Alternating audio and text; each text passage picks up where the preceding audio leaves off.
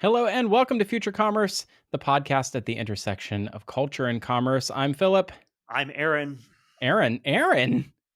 Who's that? Brian, my, how you've changed. Your voice is lower. You look a lot sexier. I don't, And yet, ooh, same fashion sense though, I think. it's a little bit Costco chic.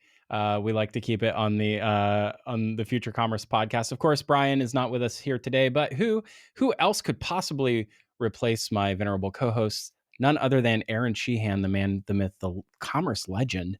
Welcome to the show. Thank you so much. I'm so excited to be here. You're also my co-host on Decoded this last season. Catch us up a little bit on what's been going on in Decoded as we're coming to an end there of the second season. It's been pretty awesome. It has been pretty awesome. We've had a great set of guests, I think, and really thought provoking topics as we have unpacked how products come to life and Yeah. how businesses make decisions about what they should sell. And today on the podcast, we're going to talk a little bit about how businesses make decisions about what they should buy, which is Whoa. that is a segue. You can tell I've been doing this for a long time. Before we get there, Aaron, I just a quick disclaimer: you do have a day job, and obviously your wealth of experience in the world of commerce, your reputation should precede you. But for those who aren't familiar, give us a little primer on who you are and like sort of what brings you to this point, and then I'll give the disclaimer on the backside of that. Sounds perfect. So today I am the director of competitive strategy at Big Commerce, a proud Future Commerce sponsor, Yeah. and sponsoring the Decoded podcast that we just talked so lovingly about. Prior to that, I spent many years in the e-commerce SI world, competing against Philip and Brian. Actually, working with Brian for a few years there. We were It's true. coworkers for a bit, and been in technology for a much longer period than that, and have had a lot of other weird random jobs. I did not get here on purpose as part of a deliberate career path. I just sort of like fell into it. I don't know how many people actually chose this career path, now that I'm sort of thinking about it, but uh, that's how we know each other, and that's how you sort of became a bit of an authority around what today's topic is. And just a quick disclaimer: this podcast is not brought to you by BigCommerce, but we are longtime friends and rivals in the ecosystem. I think it gives us really interesting, contrasting perspectives on how the world works around the world of e-commerce. Today, I want to do a deep dive on something that seems a little opaque to a lot of folks, especially depending on where you sit in the e-commerce ecosystem, and that is the analyst ecosystem and the reports that they produce, and specifically kind of hinging this on a recent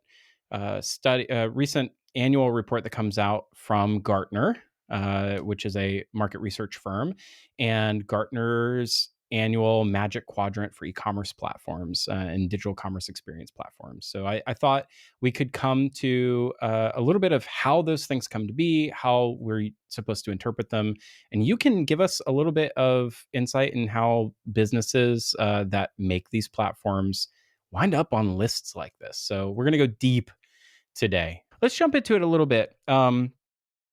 Depending on what your role is in your org, you may or may not depend on a report like this to help you make decisions around the what software you buy. So let's talk a little bit about like who's a report like the Gartner Magic Quadrant for? That's a pretty good question. So my experience, even long before I was in commerce, but just in software as a service in general, is that the Gartner reports are for generally CTOs. Let's say institutional buyers, but it's software. They're usually so it's often the CTO's purview to make a buying decision, to get a quick feel for like who should I send my RFP to? Like, are you a solution that is stable enough that I want to bother sending you an RFP, right? And so that's sort of like the first easiest. I mean, and this is where like the quadrant graphic itself gets shared out on the internet, like within like an hour of the publications being. But it's Uh, not supposed to be, or so, or like theoretically, it's not supposed to be. it's not supposed to be, but yet there it goes. Well, I Not actually I hard to say that find. not necessarily. If you're a Gartner quadrant or if you're a Gartner customer and you participate in the licensing and reprinting of the reports, you are allowed to use the quadrant image on a landing page to promote the actual download link to Gartner itself. So the image is actually available on the public web for anyone to see. So in theory, while you're not supposed to use it, it's also out there on the public web for use. And so what happens? What happens, Philip, to anything that's on the public web? It gets a DMC notice takedown and it disappears forever. that, that's what has happened in the past to some things. I guess the question here is like, there's a difference between who's authorized to distribute it and who has a license to distribute it versus how many people may distribute it without the license and whether they enforce it or not. I think often these are sort of like hushed, closed door sharing, file trading that happens with reports like this that maybe the folks it's not meant for get a hold of it and then they sort of question how those things sort of work. Yeah, that's totally fair. But and as I said, the sort of like I looked at the quadrant and now I know who to send the I looked at the quadrant image and now I know who to send my RFP is sort of like um The worst uh way to interpret it, the worst maybe. way to interpret it. And the sort of like the next best way to interpret that is the people, the customers, the buyers, the CTOs of companies who are Gartner customers and who have calls with consultative engagements with the analysts who were part of putting the quadrant together. And that's when you'll usually get into the quadrant was really more lead gen for a consultative conversation where you're actually that analyst is going to get into Hmm. the details of like what's the right technology solution for you buyer who I'm speaking to who is paying me for this consultative engagement, and then the all of the scoring and the evaluations that all the vendors sort of put into responding to the quadrant pay off because for the buyer because what they then get is a much more nuanced vision of like what those platforms and solutions are actually good for. Okay, so just taking stock already. Number one, uh, this is sometimes looked at as a lead gen piece to a larger conversation for a type of a software buyer that a vendor is looking for, who may be in the active process of shopping for a solution. Yes, that is Is fair that a from a vendor. simplification? That's one It's pretty person who accurate. might look at this report and say, "That's for me." Right, right. I would say that as a vendor, right, if I put my big commerce hat on, right, all of the platforms you see on that, we don't pay to be included on the quadrant. It's one of the things I want to Oh, say that emphasize. again. Yeah, it We do seems not like an pay to be important. included on the quadrant. Okay, It's how? not paid. It's not paid. It is not paid to play. Right. The analysts have a methodology around evaluating solutions that determines whether or not like who's going to show up, and there's criteria around like revenue and size and growth is a big part of it. Like they're not interested in anybody that's stagnant. They're not interested in shrinking. Right, platforms. They're looking for viable businesses. The quadrant evaluates the business, not necessarily the technology. And so, they send out a big RFI early on, which is like, hey, share. Are you growing? How much? Where? Uh, and then from that, right, the analysts, feed that data into the methodology machine, and out the other end comes like a list of like, okay, these are the companies that we're going to include. So it's not pay to play in The that sense. However, methodology yeah. methodology machine. However, It's like the mystery van. It's like the Scooby Doo. You've got the gang is in there in the methodology mhm, machine. You got yep, and Scooby you're snacks come out the other you're side. ripping the like Yeah. helmet off, and it's like, oh no, it's Mr. Jones all along. Yes. That Yes. platform that we all knew. Like that. What a It was really it's like scampy. it's an Excel spreadsheet all along is the methodology. Yeah, exactly Yeah. right. Uh, so I'm making a joke, but I do want to come back. I want to push back a little bit because in my former role as a VP of Commerce at a big global consulting firm, which that title is kind of meaningless just for what it's worth. um, It sounds uh, really impressive though. it I sounds I so wanna pay good. you now. I wanna My pay you to wife hear thought your it thoughts. sounded really impressive. I was like, "Yeah, I'm an L10." But that doesn't. Out of how many L's, Philip? I don't know, like 1,000. So in that role, part of my job was to deal with analyst relations. So if you've ever dealt with public relations, if you know what PR is, AR is a very similar analog in the analyst world. So if you have uh, if public relations is to shop stories to the press to get on to create pitches and try to garner attention from the press and to get publicity, then analyst relations have a very similar capacity where they are an agency that you can contact or individuals that you can contact that help put you in front of analysts so that you're on the radar, at least in the agency ecosystem. I have to believe that there's a similar capacity or function in the software vendor ecosystem to be in front of analysts too. So while it's not specifically pay to play, where you're going directly to the market research firm like a Gartner or Forrester, and you are doling out dollars to them to participate, there is a middleman which serves as a marketplace who you do pay money to, who has the relationships and they act as a bit of a gatekeeper. Is that inaccurate? Well, it's accurate. I know of whom you speak. I will say that it is not a requirement to use those middlemen, and in fact, many of the analyst firms actively discourage using Oh, those really? middlemen Okay. and prefer a direct relation between the ISV and. Oh, sorry, forgot That's to. the middleman calling That's the now. middleman calling me now, like to once they're cut. Um, Do no, not cut that out. Producer yeah, Erica, we'll leave that one in. That's we'll great. leave that one in. But yeah, those firms do exist. They sell a very specific sort of, hey, do you want to represent well for analysts in general, but you don't have the time to actually talk to them, like call us and we'll handle the PR, we'll handle the briefings and stuff like that. Um, I, to be fair, we don't do that. Like I do my analyst briefings myself, like Right. at Big Okay. Commerce, and I've also done them in the past at other companies. So I've never engaged, so I don't know what again speak to the value proposition or lack thereof of those other analyst relations firms, but they are by no means a requirement to Got it. show Okay. up. Thank you for setting me straight Absolutely. on that. So so is there any myth busting here around? So we've talked about like the pay to play aspect, specifically not pay to play. At least these a couple of the big ones that we've probably mentioned by name already here. Talk about the way that the quadrant, at least the Magic Quadrant from Gartner, gets distributed and interpreted, and probably unfairly. You said it's lacking nuance. What is some of the nuance that gets lost in that two by two? And if you're not familiar with it, we'll link it in the show notes to at least one. We'll probably mention a bunch of things on this particular episode.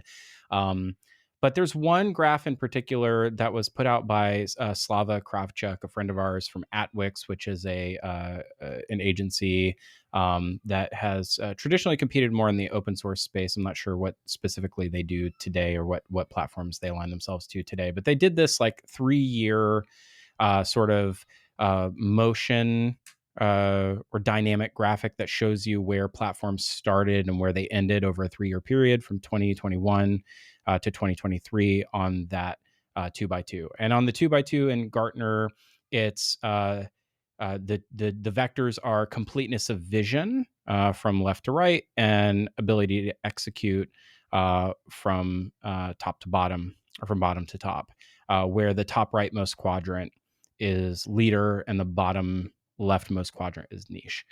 So let's talk about that a little bit, which is the two by two is insufficient for interpreting how you might go about selecting a solution. What's in the report that then gets into deeper specifics?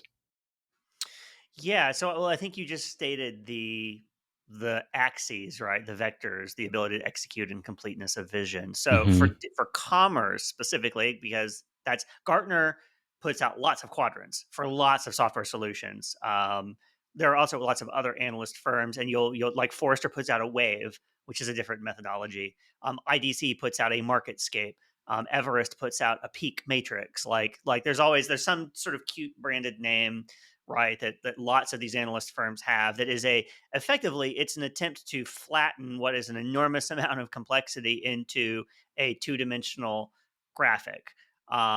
Which if you're looking for a place where AR or like 3D images or a JavaScript library could really improve analyst relations, I think it's taking the flatness of this and adding more dimensionality to these reports would be Right. really interesting. And the first person to do the first analyst report to act or analyst firm to do that, I think, is going to clean up.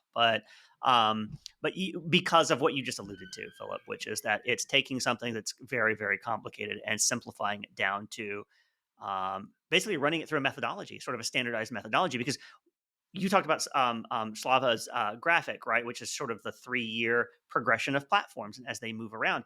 That only makes sense if you have a coherent methodology that stays set from year to year, right? So, like, if you update your methodologies to Right. allow for changing market forces or changing buyer behavior, you run the risk then of being unable to sort of like make comparisons. And it gets fuzzy, maybe a little bit like, well, the criteria change. Somebody's a winner, somebody's a loser, everybody's mad except for the new winner, right? And so I think these methodologies get a little calcified probably over time, but that's by at some level design because Right. they're not meant to be sort of continually updated because they're meant to be a point of comparison year over year. Correct me if I'm off base. There's a couple things here. One, if Gartner or Forrester or whomever had a completeness of vision rubric, let's say they understand every single vendor's vision, their roadmap, and where they are on their progression of roadmap, then in reality, every point on this quadrant, at least on the Gartner Magic Quadrant, is not relative to each other, but relative to their own product roadmap. Is that how I'm understanding you to say? Like they, Yes, they're all evaluated. So within ability to execute, there are, I think, like 6 to 8 components that make up ability to execute, and they evaluate things like the product, but they also evaluate things like financial viability, pricing, right? Market perception, customer experience, right? That's all makes up sort of that ability to execute for them. So again, I think a lot of people will take this and say, well, we're number one, which means we have the best product. It's not actually the way to read the quadrant. Now, and I think I want to call something out. We're talking about the Magic Quadrant. Gartner has a point of view and a methodology to how they produce their report. It is not equivalent to what Forrester does with the Wave or what IDC does with the MarketScape. Each analyst firm has a point of view on their methodologies as to hmm, how their reports and the attendant graphics should be consumed and understood. So it's not. I do want to sort of caveat that and say like the things that we're saying. I'm using Gartner as an example. They're not necessarily also reflective of the way Forrester would maybe a right. Forrester analyst would think of how they would want to communicate the value of the wave, et cetera. There's Um, a challenge here that I'm going to be really careful around. So I'll say some things that maybe you can't really build on, understanding like your day job role, which we'll do our best to try to not make you have to represent here on this show because I'm just trying to understand this. When you see dramatic movement, like for instance, commerce tools. So commerce tools this year stayed in the leaders quadrant, but moved up and to the left. So one like really, I don't know, one like oversimplification here could say if all things were held equal from last year to this year, they became like less complete in their vision, and but if you read, yes, became became more a bit able to execute. That doesn't even quite make sense unless the scale, the total scale of the completeness of vision changed dramatically over time, in which case you could say if that was their vision increased in total and their roadmap for their product increased in total, then therefore they're less further along in their roadmap than they were last year. So that warrants the movement to the left in relation to where they were last year, which is hard to get an apples to apples to everybody else's.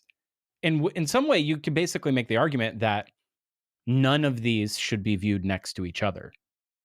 None of the dots should ever be looked at next to each other. They should be held in isolation to understand which companies have higher product velocity on and longer term vision around where their product is going. So a couple of things, I Yeah. think, and I'll be as I am under, obviously have an NDA sort of because I've worked for a company who's a Gartner client. So Yeah. what I'm saying is I can't share with you the text uh, text history and tradition of the Gartner Magic Quadrant. What I would say is yes, up to a point. The unexplanation for a company going backwards on completeness of vision would be a perception that the company has contracted uh, what it what it views as its total addressable market. I will give you a Hmm. hypothetical example. Um, Kibo. I'm not actually going to make. I'm not going to make any comments about Kibo's sort of place on the Magic Quadrant. God knows we talked about it when the Forrester wave came out, last year. Mhm. Enough, uh, but the holding company that the private equity company that owned Kibo also owned Monetate, and they were sort of bundled and sold together as a comprehensive personalization and digital commerce solution. Since then, Vista Equity sold off Monetate and it is no longer bundled with Kibo. So, from a total addressable market completeness of vision piece in 2022, the Kibo analyst relations team might have said, our vision for digital commerce includes full A/B testing, personalization, experimentation, marketing automation as a coherent part of a coherent platform with the digital commerce, the catalog management, the PIM, the order management, the checkout, and all the rest of it. Then a commercial event happens, and almost definitionally, you would expect to see Kibo move left, Gotcha. right, as a Okay. result of their own choices. Now that is an example. Other reasons you might see for that is what you were alluding to, which is the analyst used what was the bar for being innovative in 2021 is not the same bar to be innovative in 2023, which I Gotcha. think we want, right? Like we That's don't right. necessarily want, um, oh, you built a REST API. Still being like, yay, in 2023, right? The way it might have been like kind of new and 15 years ago. yeah, 15 years ago. Right. I was trying to, every time I try to do math on that, by the way, I'm like, oh, 15 years ago, like that was the 90s, right? And then I have to like remind myself that I'm old. But anyway, Old guys in commerce. So all of that makes sense, and I think hopefully everybody's tracking because I these are conversations that we just don't have enough of, and I'm like, gosh, somebody needs to make like the definitive piece of content on how all this stuff works. So that's really interesting. In which case, I think then a magic quadrant doesn't have the same sort of illustrative quality to it to me that a wave does, which means that like technology cycles come in waves, right? The understanding your face right now, the understanding that uh, as there are sort of ebbs and flows in the way that we enlarge our vision and ways that technologies get applied across large portions of an ecosystem. And so certain things are possible today that weren't possible 10 years ago. We all understand that.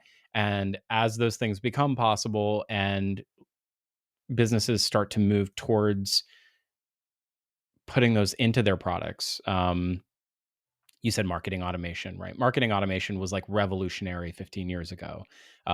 So now that's sort of table stakes. So it does make sense to me that the scale of the graph changes over time, and therefore people that haven't had lots of forward progress tend to be perceived as moving backwards. It's really that the scale of the graph is changing over time, and that's a really interesting intuition because it's not about movement within a fixed scale. It's that the scale is constantly moving in both directions, and your velocity as a business and your total addressable market as a business determine how stretchy, like where you stay on that stretching canvas, right? like a lot of human endeavor, um, the analyst reports are an attempt to sort of impose sort of a scientific rigor on what is often a somewhat emotional set of judgment calls. And so we build methodologies, we build spreadsheets and matrices, and we relentlessly quantify things Mm, almost in a larger philosophical point. I think this is a tendency in modernity to sort of try to atomize and quantify as much human experience as we possibly can into a mathematical scale, so as to remove human judgment, right? And so, right. like, oh, I can't be wrong, I was just following the math, right?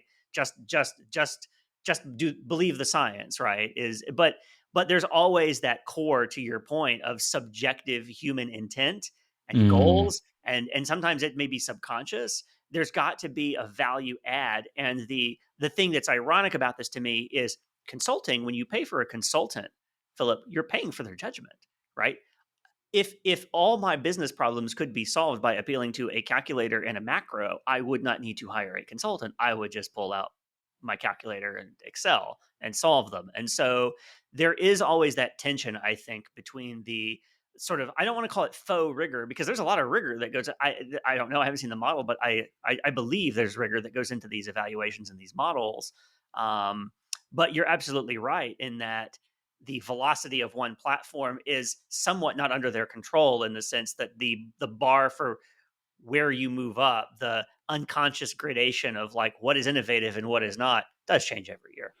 I have to believe though, and this is an interesting. Let's talk about incentives for a second because I think that you could say that the existence of these sort of reports and or marketscapes or whatever this sort of market research levels an incentive on the platform to try to perform well or to be perceived as performing well. And so why wouldn't you just build the things I mean, this sounds so simple. It's like, why wouldn't you just build the things that are required to perform well on the platform? At least in one of these axes, it looks like you could just have a really great product that has lots Yeah. of features, functionality, and completes a lot of the things that everybody needs. Why would you ever be to the left then? Like, Well, what are the forces that keep you from having from performing really well, holding all things equal? Like, if it's able to be quantified, to your point, like what we need to do in order to win, why wouldn't you just win?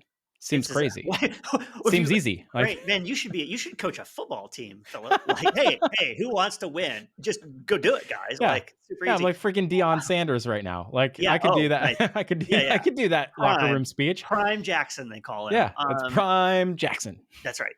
I could see you with some like some real gold jewelry. Like, I think you could pull it off. I could pull it off, I think. There's a complicated Definitely answer. the shades, There's a yeah. simple answer to your question and a complicated answer to your question. Which one do you want?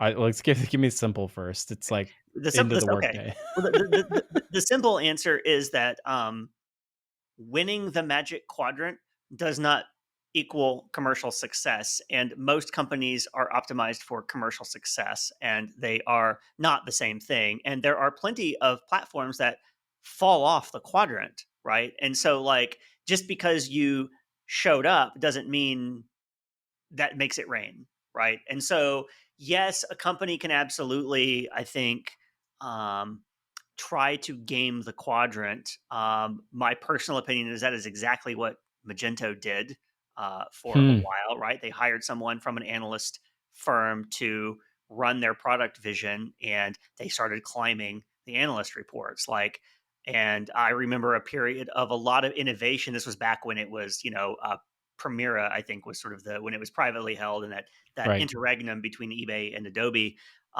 When Magento released feature after feature after feature, including cloud hosting. Yep. And to be honest, most of those features were super half baked, but like, and a lot of them never got wide adoption. But boy, it made them look good on the quadrant. And so I think what you're saying is exactly possible. However, that's not a company's only goal and highest goal. And so doing that kind of thing, chasing clout, costs. And because what your customers are telling you they want you to build is not the same thing that analysts want you to build. That's the simple answer. The complicated answer is Nobody ever talks about it, but the Magic Quadrant comes out with another report called the critical capabilities. Oh, Yeah, I know. No one if knows. it's so important and it's called critical, why aren't we talking about it? That's a great question. I don't have an answer for you, but I will tell you that the critical capabilities, it's often Because there's not a chart. That's the answer, Aaron. There's probably not a chart. there's no There was two-dimensional sexy chart. representation. That's correct. That's correct. What there are is there are a lot of Excel fields, and you can go get the you go out and you can get the critical capabilities, and that's where they say, okay, we're going to evaluate, we're going to show you the actual product scores for these platforms. We went through, right? We, the analysts, went through and scored everybody across a variety of use cases. We looked for examples, we called references, and we got scores. That's a separate report, right? But that report is actually the one that if you're like that is the report that people think they're looking at when they're looking at the Magic Quadrant.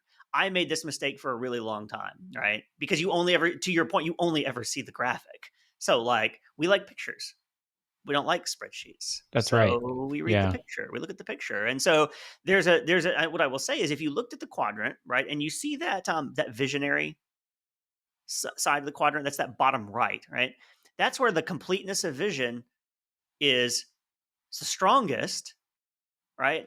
But they're smaller. They haven't found the commercial success. So you could say that the companies that have done a good job in doing what you just suggested, which is like gaming, not to say gaming, but like building out stuff that analysts want to see, Mm. either on purpose or like in the purpose of fulfilling their vision. That's where they show up, and then ideally for them, they rise up the ranks, right? Um, you know, Oro's over there, right, with everybody's good friend Yov, right, Mhm. like moving Oro, that Yoav Kutner. Yeah, Yov, that's yeah. yeah. So Yeah. we just speak in shorthand now, No, no, because no. Yeah, I'm just giving context for folks. Yeah, good. Oro Inc., which has been around almost a decade now, I think, which was like a B2B centric platform. And it was like former Magento co-founder who was like, "I'm going to have a second crack at this." Um, yeah, really interesting open source roots too. I just like not to like nitpick what's on this two by two because I think we already said that it's so maybe problematic just to look at that. I find it really interesting that I have heard rhetoric for years that platforms like Shopify don't necessarily play this game because they determine maybe it's like not really worth their time or effort, or they've just not been in the analyst space, mostly because they've been focused on a different market, which doesn't require analyst quantification in order to be successful or commercially successful. So if that were true, which I guess you can correct me here, um, but if that were true, how can an analyst chart something without a platform's participation? Like how much Happens. insight from within, like how much do you have to participate as a platform in order for the analyst to make some calculation about these factors? Really good question. I will say that I don't know that it's still true today that Shopify does not participate in these because of their sort of go-to-market changes recently. I would be surprised if they weren't playing the game because they are now sort of aspiring to that same. Like if you're going to market now with Deloitte and KPMG and EY and large global companies, probably this is a good idea for you, but I don't know. What I would say though is that um, often, if you look at the sort of the finished version of any of these analyst reports, companies that don't participate basically means they don't respond to the RFI. So the RFI goes out, months in advance of the actual report coming out, and you have the opportunity. Hey, you've been selected. You've just because you got the golden ticket to Willy Wonka's factory doesn't mean you have to go. And so what you'll see often on the analyst reports is when there's a vendor who is sort of invited but doesn't show up, they'll be a little asterisk by their position. It'll say like, we, the analysts, did the best we could ranking this company based on publicly accessible information, right? You didn't give us references to call. You didn't present your roadmap, so we don't know what you're going to be doing. But we can look at your case studies, your financial health if you're publicly traded. We can look at we can talk to other people in the ecosystem who have a relationship with you and gather sentiment. We can look at dev docs. We can, all that stuff is available to them, and then they'll score you based on that. Like, but it always comes with sort of an asterisk, which is like we don't have as much access to this. I will say, and I will be blunt, I think it probably hurts you not to show up and participate in the RFI because you lose the chance to present your vision and your roadmap and cast yourself in the best light to the analysts. Could So that's a good thing for you to do if you are wanting to rank well. is it possible that working the analyst working with analysts and caring about this sort of thing is a bit of a distraction or creates a different type of an incentive for a platform, especially early stage, where there's some specific types of things that you may need to overcome that you might otherwise become enamored with. Like you gave a couple examples earlier, but like there are things to probably have to do that requires a lot of time and like probably pressure in the organization to have to produce some case studies or put some clients on the line, ask them to participate for you. Maybe there's like maybe that creates other problems where like there's a little bit of horse trading in that you probably owe them something and they now you're asking them for a favor, or I don't know, those all seem like challenging things to have to overcome that all require people dynamics, not just like raw data. It requires people to participate, and that takes time. And those things, mean you have to like, it's a distraction. I don't know. Is that Well, I wouldn't characterize it that way because I am paid a salary to do this, and that's your so, job, like, if I right? come out and agree with you, then, Yeah, I'm I not. may Yeah, have I to guess be that's looking for work, unfortunate. if you're successful here at selling this vision. But no, I think of it as sales, Philip, right? Like, Hmm. it's sales to a different party, and the the value proposition, it's like any kind of you've been through RFIs before, Oh yeah, right? yeah. Right? One of the things that's clarifying in an RFI process, and I've got one I'm supporting actually at this moment, but uh, is that it is a forcing function to make you organize your information and clarify your thoughts around like what is your vision, what is your strategy, right? And a lot of times people know it intuitively; they have a version of it in their head. And of course, when you're talking to a software company, it's like 1,400 of us at BigCommerce, roughly around that number.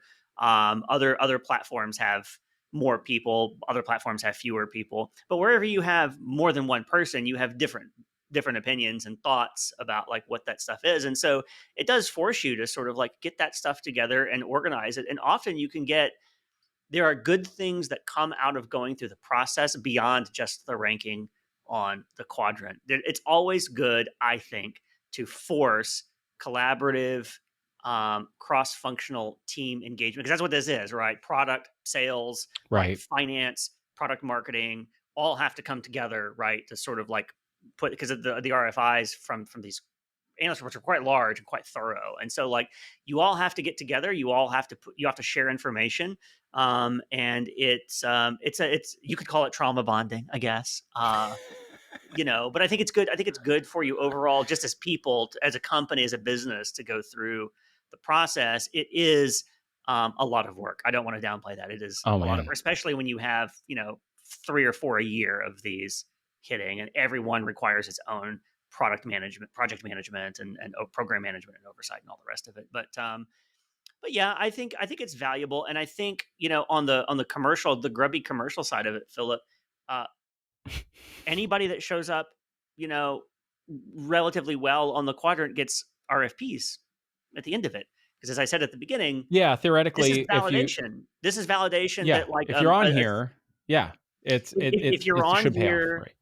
exactly, if you're on here, then a a fit for commerce or a similar sort of like shop will include you on certain evaluations. A CTO will think, I'm not taking a big risk if I send my RFP to these companies, not because the quadrant is a an answer, the picture actually answers the question, is this the right solution for me? Oh, it was the top and rightmost platform. Hmm. Therefore, in a general evaluation, right?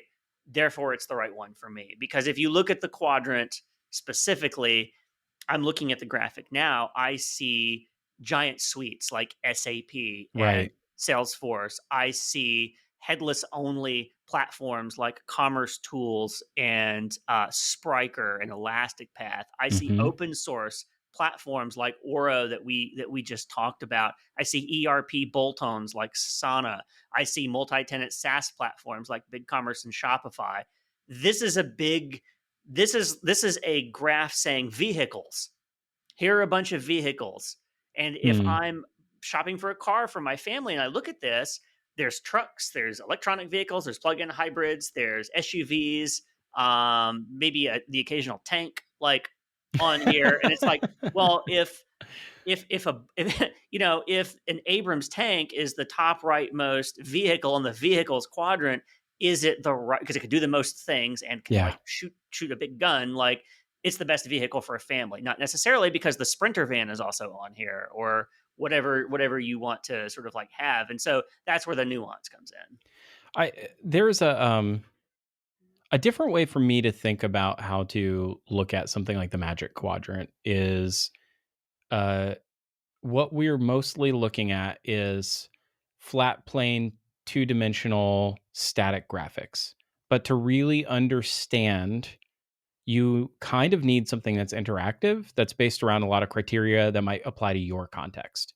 So if you're to interpret this, one way to do that is you read the full report on it in its entirety, right? So you can come away from looking at and interpreting that report and saying, this is why. Not that you have you'll have your own context that you can apply to whether something that you're already shopping for may be fit for you or may not. Or you can, you can go and, yeah, I guess the the deficiency and maybe some of the critique that's often applied to these analyst reports is the nature in which the visualizations are delivered. And maybe an evolution of that would be, uh, to get an intuition of how the report actually works, you need to be able to play with some of it.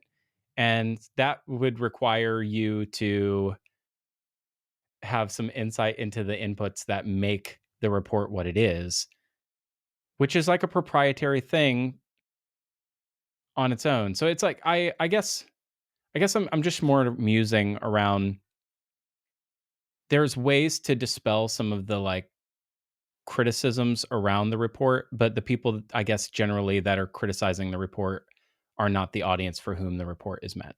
Maybe. I mean, there's certainly a fair amount of criticism from buyers about the report. Hmm. We may link to some of that in the show notes. Sure. But the I do think it's fair to say that if you are a buyer of software and you don't already have an institutional account to Gartner or Forrester or IDC or one of the firms that produces these, so that step two of reading the report is talk to the people who wrote it, the value proposition of simply looking at the graphic and trying to make a decision is actually pretty low. And you're probably better suited to actually talk to a consultant in the space who can walk you through a transparent methodology of selecting a platform for you. Because, just buying the report and then never digging into the raw data behind it, I think is actually not helpful for most people, most companies. And so if Gotcha. you want to know, I would say maybe call someone, maybe call Future Commerce. Maybe Future Commerce could help you decide what platform you should be on. I mean, would that sounds like an amazing offering. It does. Yeah. It Uh, does. call Future Commerce. You can do that actually. Sales at futurecommerce.com. Okay. Brian will be So, so happy he's with us in spirit. oh my gosh, Brian is frothing at the mouth wherever he is right now. It's like, whoa. Um, Yeah, he and I have very different perspectives on like how you could possibly even give someone advice about what platform to choose these days. I think it's like, uh I would relate that to also having had a conversation with somebody around, content creation. They're like, "What's the best podcast platform?" And my first question is, "Why are you thinking about podcasting in 2023?" I'm like, um, if you're not already podcasting in 2023, my first question is, why are you thinking about starting a podcast? Because there's no distribution in that platform. you have all kinds of other problems to then have to solve for beyond just like, I want to make a thing. Making the thing is one teeny tiny little part of the equation. And I think that has, in my mind, at least in my gray matter, which is very smooth these days. It used to be a lot more, used to have a lot more gray matter, but the longer that I become a content creator, I think the smoother my brain gets, but that's neither here nor there. But I just think to myself, I'm like, it's one thing to have a well built e commerce platform. It's another thing to be successful with it, which is like getting people to that platform to buy is actually also a gargantuan challenge that you know, there's no context for that in the world in the Gartner Magic Quadrant. Okay, I did a little musing there. I do want to ask another question. I've heard rumors in smoky rooms that you can um, that there is then a process that you've gone through the RFI, you've now had the analyst briefing, you've become quantified in some way. When do the platforms get wind of where they placed, and do they have any say so in sort of a rebuttal or a is there a period where the platforms can then give some more context where context might be lacking as to why they don't like where they placed on the magic Uh, quadrant? yes, there is. It's a very limited and short window because this is all on a larger commercial timetable. So typically, you'll get a draft of the report with only your information on it. So a graphic that does not have competitors on it, and it's like, here's what we're here's what where you scored and what we're writing about you. Do you have any factual rebuttals to this? Meaning, did we actually get something wrong? That is what the period is there for. Editorial changes are theoretically possible. Obviously, quadrant placement is where it is, right? Because the analysts all have methodologies. As I said, they've got a machine, they've got a black box into which numbers have been put, and so like you have been, um, stamped and numbered, and you may say, I am not a number, I am a free man. It doesn't work, it doesn't cut much ice. uh, so but if they say something in their report that you can sort of point to and say, look, this is, I sent you this, here's this is public, this isn't our 10K or whatever. Oh, sorry, we got the number wrong. Yes, there is an option to do that. It's a 1 or 2 week period usually that you have to sort of do that. Uh, so that's interesting to me, and that's sort of like, okay, you you're in dialogue with the market research firm, the analyst. These analysts are in the role for a really long time. They generally stick around. Is that true? Is Often, I feel like the tenure at Gartner has been pretty good. Forrester's been pretty good for commerce. IDC recently turned over. Jordan Jewell, who was running it, is now working for VTEX. I think he left last year or maybe late 2021. And Heather Hershey, who is his replacement, started last summer. But yeah, generally speaking, it is a longer term role, and it makes a certain amount of sense, right? Because a lot of the value of the role comes from network and experience, and so it's definitely a role that you, I think, would go into after a fair amount of real world experience. Not something that you would sort of pick up on as like a footstool towards a different role usually. I so there's like this opened up a couple questions I really hadn't even thought of. How does one get a job as an analyst? Like, what are the requirements to get a job as an analyst at one of these market research firms? What is their typical career path leading up to that role? Great question. I've seen a lot of variation in the analysts that I've worked with. Some folks come out of our world, Philip. Some of them come out of the SI world. And they decide to sort of like make the, instead of going to product, they go into an analyst role.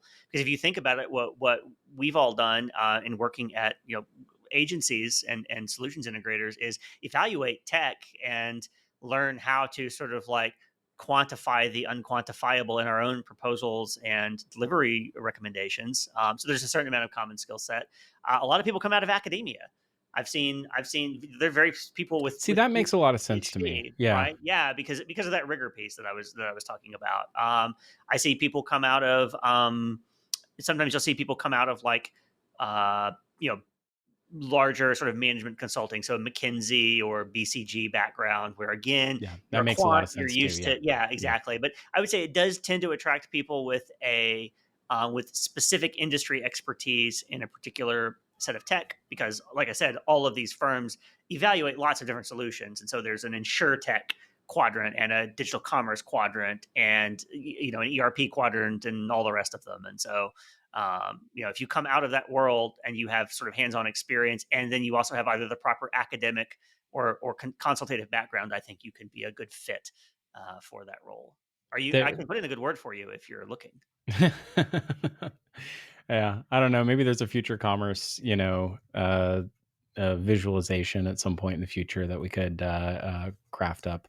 Um, there's an interesting. Um, we actually touched on this earlier, but since we're on the topic of like how you get into the role of an analyst, I find it.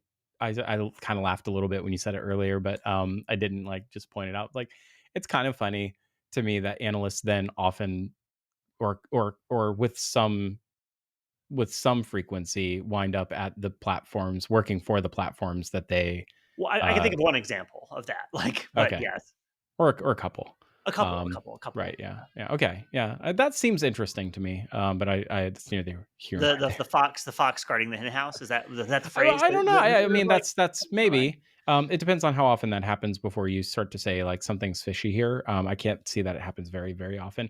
Um, like any merchant or retailer, we talked about this in the Decoded podcast. Like, for a market research firm to continue to grow, they either have to court more customers, which means the market has to continue to grow itself, or they need to find more things to sell. And Hmm. so to me, it makes a lot of sense that there's not just one digital commerce platform, marketscape. There's probably a growing number of those. What are some of those? I imagine there's some that are like, this is for marketplaces, this is for Oh yeah. B2B, or some flavor of like industrials. Like, how finely grained are they getting these days? It is a pretty interesting question. So my earlier comment, maybe it was a kvetch about the Magic Quadrant being vehicles, and it's got all sorts of Sure. Yeah. vehicles on the quadrant.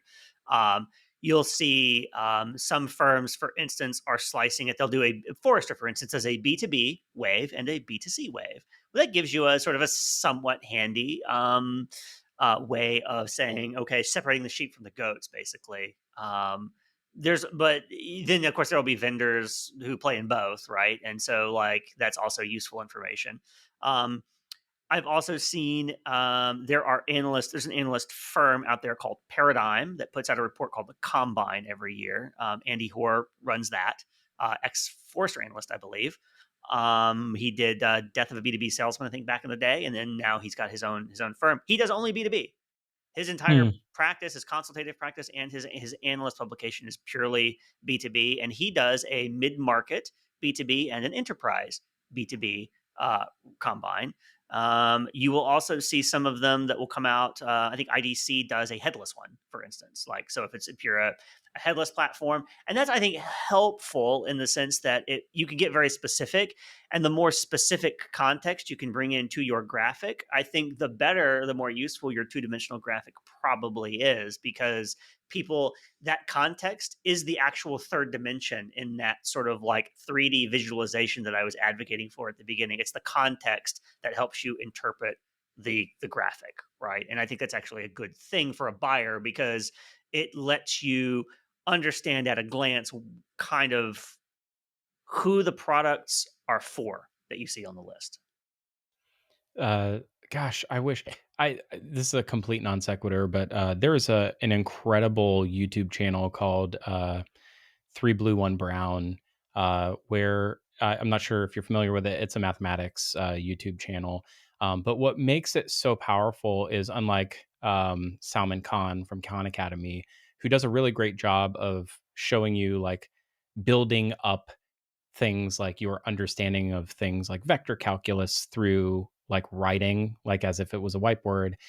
This person is a data viz wizard and is really great with animation, and specifically like Python based, really complex animation to show you how these things work. So you can see movement and motion and get an idea of how like size and scale and things like, I don't know, again, like vector calculus. It's like what I often feel we lack in this little ecosystem of e-commerce is that kind of expertise for folks that not just new to the industry, but even old timers like me, is unless you have to work with this kind of a piece of data or some sort of visualization of some kind of report over and over again, even just seeing the arrows showing it moving from one place to another doesn't really tell the whole story. It's a really interesting thing. I guess I wish that we had more of that sort of deep visualization of the kinds of things that are sort of trend centric um, in this ecosystem. All right, one last thing to sort of kind of get us wrapped up, and then maybe you can tell me how we can things we may have missed along the way. Uh, how do you fall off the quadrant? Good question. I think going out of business is a really good way to do it. So with most things, I think that's definitely true. I think as I think I said at the beginning, there are criteria for the Magic Quadrant around things like size of business, revenue growth, and the like. So, for instance, I noticed that on this Magic Quadrant, Oracle isn't here anymore. They are gone. Oracle Hmm, is not out of business. I don't right. think anyone would say Oracle is out of business. And if you do, you'll hear from one of their lawyers. But uh, however, their digital commerce offering, I think it's fair to say it's dead. I mean, I don't know. Philip, what do you think? What are people saying in those smoke filled rooms where you get your information, Philip? They're they're musing about other things. Yes, I think if you've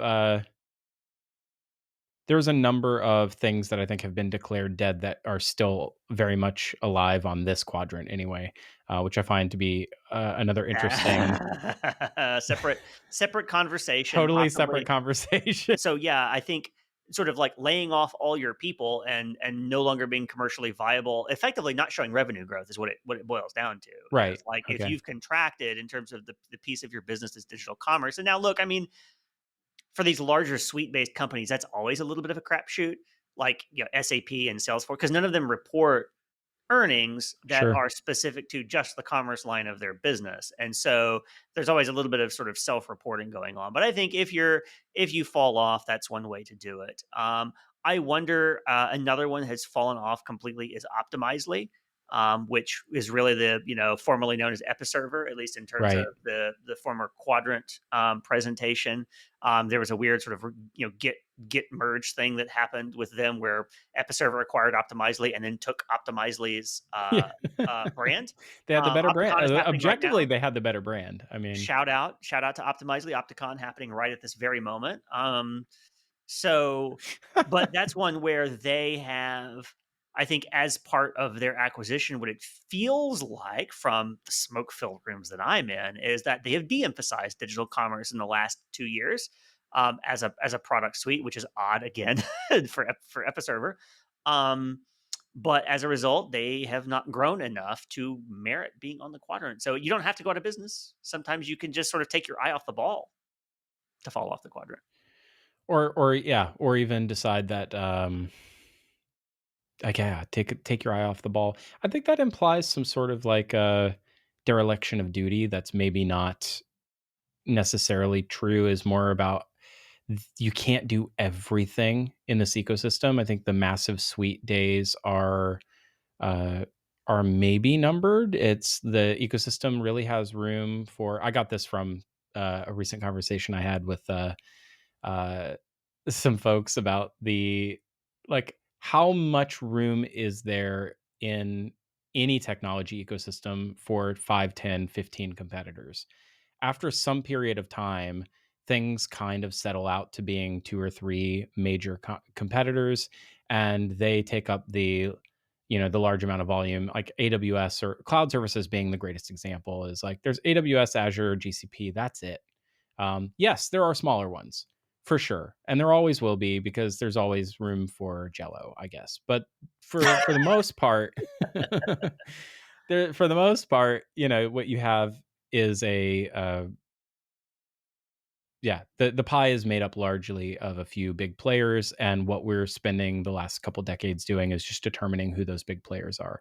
I, Um, I I don't know. I'll push back on that a little bit cool, because yeah, I sure, think go that ahead. that is true in some aspects, but that is the exception rather than the rule. I think if you looked at the Fortune 500 or any large number of most valuable companies over the last 10, 20, 30 years, you'll see an awful lot of people who were there 10, 20 years ago not there today. And I do think that there are some realms that lend themselves towards, I don't know, is monopoly the right word? But a duopoly, a stable duopoly, Coke and Pepsi, right? Oligopoly, Like, yeah.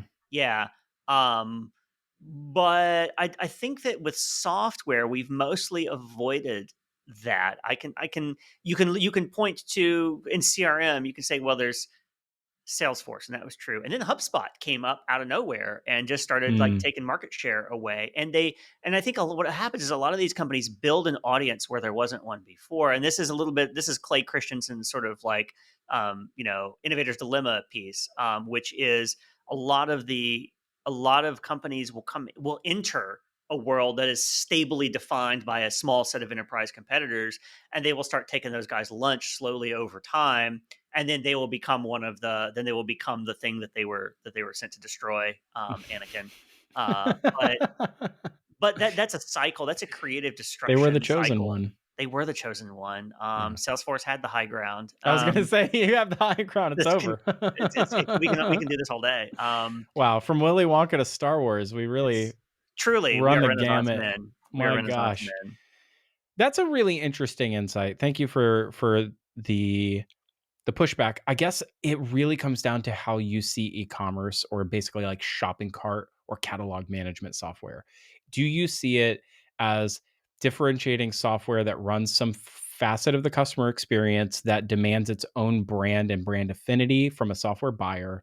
Or do you see it as a commodity in plumbing that doesn't really need to be innovative or be innovating in order to succeed in the marketplace? What you need is just to be able to plug in and get out of the way. And in which case, if that's your thesis, it looks a lot more like the cloud providers of the world where you don't need, like, brand affinity really just comes down to what your what your privacy and like cybersecurity policies dictate Who and gave me the nothing best? else. Who gave me the best deal on this Right. in this Yeah. particular quarter? Yeah. I think I've heard the phrase "commerce as a commodity" so many times. I've said it so many times in the Sure. last 5 years. I Right. think to the point, it's taking it back to the quadrant. What that dichotomy that you just illustrated between um, technology providers who see commerce as plumbing and wiring, I think are found on the quadrant. They are often those headless only. I am selling a set of unopinionated APIs. I am selling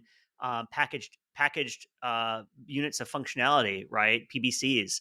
Um, that's a vision of commerce that fits well into a large enterprise where, yeah, I mean, the transactional piece of commerce is fitting in alongside a very established DXP, a very established PEM, an ERP, an order management system, right? And so I have a very narrow scope for the problem I'm trying to solve. So I want a tool that is like super scalable, but super narrow in scope. Whereas other businesses, I think, are looking for more of an all in one. I want a commerce platform to be the beating hub of my business because it is my primary revenue stream and I need it to handle digital experience, personalization, content management. In addition to, oh, yeah, by the way, add to cart and check out. So there's room for both. I do. I mean, obviously, there's room for both. That's what the Magic Quadrant's telling us. There is a resource that gives you one person's perspective, ex analyst too, perspective.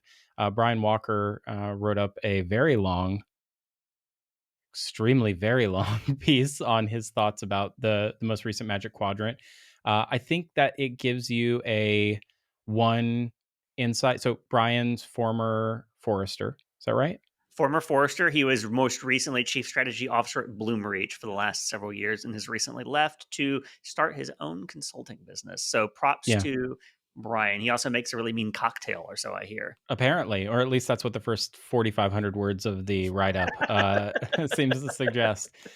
What I love about his particular write-up, from Cocktails and Commerce, which is a Substack that he operates, where he writes about his views, his very opinionated views of this particular Magic Quadrant, some of which I think sparked a lot of debate, amongst folks in those, who in the ecosystem, those who are in the know. I think it's worth a look if you want one person's pointed opinion, and like, albeit he mentions multiple times, like, I think he throws some shade at Gartner because he's ex Forrester, so he has a little bit of the like collegiate, allegiance, alma mater, chip on his shoulder still, which I completely understand and get, and I love that he owns up to it. Um, I think that there's just a really interesting inside baseball nature to how people view other competitors' reports and whether how they might level critique against it. And the reason I think that's really interesting is because it shows that there's still a whole lot of passion left in the space and people who care very deeply about the craft of the work. And so, with that, I think it's worth taking a look at, and we'll link that up in the show notes. I really appreciate your time, Aaron. Thanks for joining us. We'll have to do this again, Yeah, maybe when Philip, the thanks for next one having me. It was a comes out. blast. And thank you all for listening to Future Commerce. You can find more episodes of this podcast and all Future Commerce properties at futurecommerce.com. And if you want us to be in your inbox, you definitely do, because we can see around the next corner for you, make you look real good at your job. And you can understand the world on a deeper scale. We can do that 3 days a week, Monday, Wednesday, Friday. We help you see around the next corner. Get that in your inbox for totally free for the time being, anyway. Futurecommerce.com/subscribe. Thank you for listening to this episode. We'll see you next time.